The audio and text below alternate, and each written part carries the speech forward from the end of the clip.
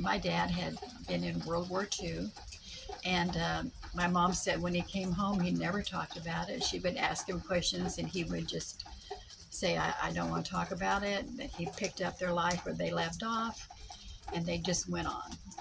And then later on, when probably about 20 years later, and I'm a teenager at home, and I got up in the middle of the night. It was Christmas Eve, and I wanted some water, so I went out to the kitchen to get a glass of water. And when I was going back to my room, I noticed my dad's pipe smoke.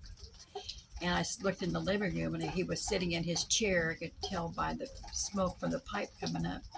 And I went and sat down next to the couch across from him, and he started talking about an event that happened during World War II. Mind you, I'd never heard any stories before. And he said they were in Isabel the Bulge. So they were being fired at. They were losing. Many of his buddies that he went to training with and went through everything with were killed. And during that time, so they went underground. They had their buddies' bodies with them, and they laid them over in one corner, and then they sit in the other corner. And he said they had Tokyo Rose on their radio. They had to listen to the radio, trying to figure out where some other American troops were at, and trying to radio them for help. Anyway, Tokyo Rose was saying, "Oh, it's Christmas Eve, and your wives are sitting at the table with your children and her boyfriend, having turkey and dressing and all this stuff while they were eating their MRIs." And a day or two later, another troop, they did get a hold of one that came up and were firing at the Germans behind them. And they came rushing out of the bunker, and they were firing at them. And so that's how they got out of there. And my dad survived that battle. And so another time at my mom's house, and we were looking at this onion skin paper the Army had sent my mother. And it said that my dad had volunteered to drive the ammunition truck into where an American troop had run out of ammunition, and they were being fired at by the Germans. And they asked for a volunteer. My dad volunteered, and I asked my mom, why did he volunteer? She said, well, that was his job anyway. He wasn't gonna let somebody else do it. And he was being fired at by the Germans, and while he was driving the truck in, he was zigzagging in, and he almost got in there when he got shrapnel in his body. And but he got in there and was able to help them unload the ammunition, fire up their weapons they had, and fight their way back out.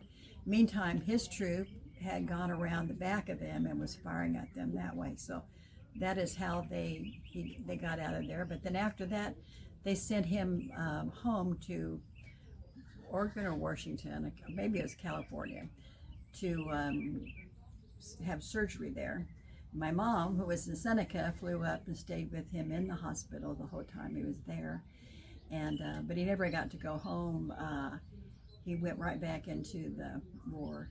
And I said, Mom, that's so sad. He couldn't have come home with you for a while. She said, well, they told him he could go back, and he said, I want to go back. I can't leave those guys there by themselves, So he was really wrapped up in what was going on, and that's where his mind was at.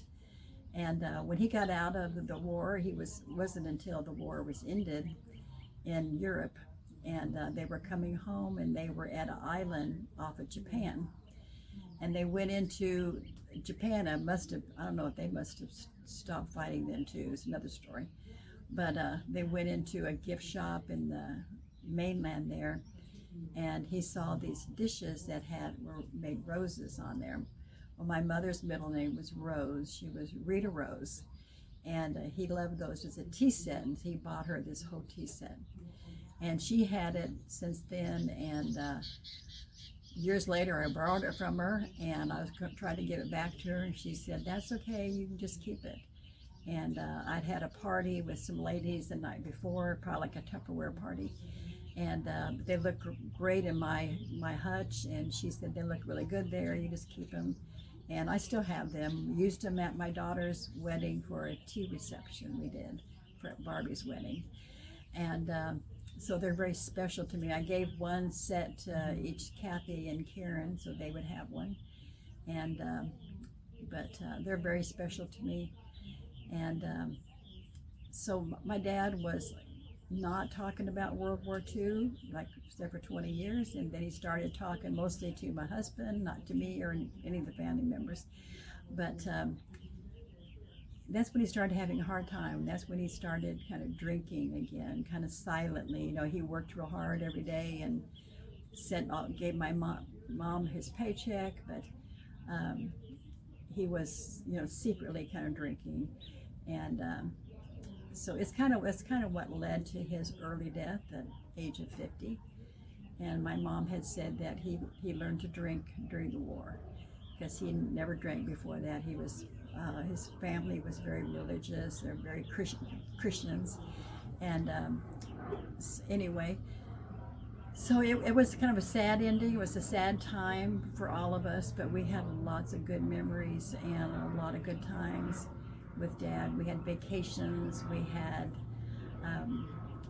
he played the piano. Was a kind of a not really playing a piano, but it was just kind of a musical one. And we had a lot of good times. We didn't go out to eat like a family, but whenever we traveled to Wichita, we'd always stop at like a Shoney's and one time my dad said, "Now just get what you want. Don't, you know, just get what you're going to eat, and but get something different than cheeseburger, fries, and a Coke." So the waitress came around and we ordered a hamburger, 2 orders of fries, and a malt. So it was different, and but